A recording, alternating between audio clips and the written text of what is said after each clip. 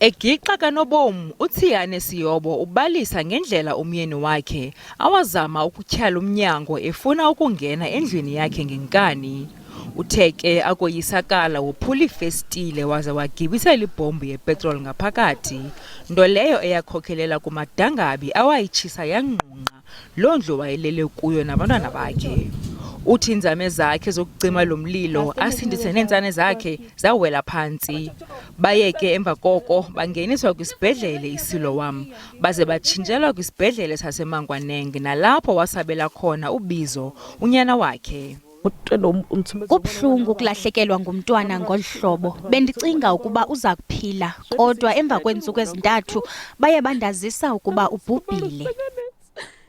Kwavulwa ityala kwisikhululo samapolisa aseVuluwadzi, kodwa uSiyobo uphilo bentshontsho kuba umyeni wakhe usagcwele amathafe kwaye uthi amapolisa arhuqa inyawo.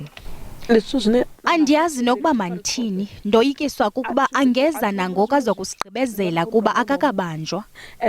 Kwingxelo ithunyelwe kwiindaba zase-SABC, isithethe samapolisa aseLimpopo uBrigadier Mutlafela Mujapilo uthi umrhanelwa uselubhacweni kwaye bebesoloko belwazisa usapho lwakwaSiyobo ngalo mba.